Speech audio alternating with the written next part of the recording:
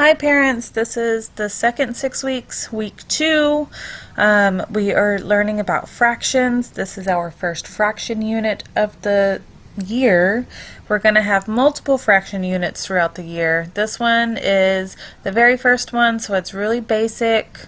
The students really need to learn all of the vocabulary. Some of the basic vocabulary that they need to know is numerator and denominator. The numerator is the top number of a fraction. It tells us how many items we are categorizing. So the fraction here is 3/8. Let's say there was 8 pieces of chocolate in total and 3 pieces were taken away. So 3/8. Okay, the numerator is the 3. The denominator is the bottom number, and it tells us how many parts there are total. So if there were 8 total parts, the bottom number would be 8.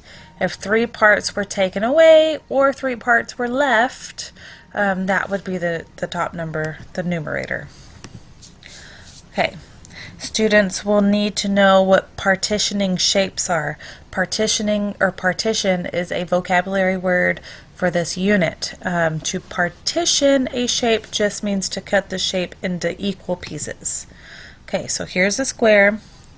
The square is cut in half first and then cut into fourths. Then they will have to shade a certain number of the parts, of the equal parts. Let's say they shade in 2, and then it will ask them how many parts were shaded. So that would be 2/4. So 4 for the 4 total parts, and then 2 for the 2 parts that were shaded. The 2/4 could also represent, in this case, the 2 parts that were not shaded. Okay, here's a triangle. The triangle was cut in half. Half of it was shaded. How many parts was shaded? 1/2. Okay, unit fractions is another big vocabulary word. We will cover unit fractions completely in a separate fraction unit, but it does touch on it in this unit. Okay, unit fractions will have a 1 in the numerator. They represent 1 equal part of the fraction. So this case, there's a rectangle that is cut into sixths, right? So each part equals 1/6. Each separate unit would equal 1/6. Okay, so 1/6 is a unit fraction. Okay, unit fractions will always, always, always have a 1 in the numerator, a 1 in the top part. Okay. So students will use fractions in everyday life without even realizing that they do so. In this example, let's say they have a piece of pizza.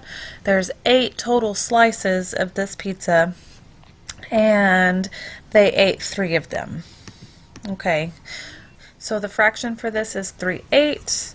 There was 3/8 of the pizza that was eaten by the student.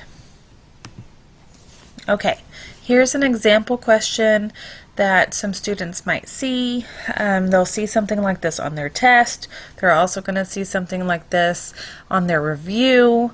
Alright, this one's confusing because it asks them for the total number of parts before it asks them for the number of shaded parts. So they want them to put the number that would be the denominator, that's usually the bottom, on this top section here, and that confuses the children. Okay, so it says Abby had a bag of 5 apples. When she got home, she saw there were 2 red apples and the rest were green. Create a model to show how many apples were red. So first they have to draw a model, and they can draw a square, a rectangle, a circle, any model that they need, or they can draw 5 apples and then shade in however many were red. This time we just drew a rectangle and we divide it into 5 parts, and then we're going to shade 2 of the parts. Okay, now we come down here and it says to enter the total number of parts. This is normally the denominator. This is normally the bottom number. Okay, but it's asking them for it first, so it wants them to put the denominator on top this time, and that's where the children get confused. Okay, so it's going to be 5 total parts, and then it wants you to write the number of shaded parts. In this case, it's 2. Okay, then they have to write a fraction that represents how many red apples that Abby had. Okay, a lot of times the students will write 5/2, which is not the case. It needs to be 2/5. All right, they will see this on this test. Again, they're going to see it on the review. When the review comes home, we will cover it in class, but this is one of the most difficult questions that they will see in this unit. All right, if you have any questions, please let me know. Thank you very much.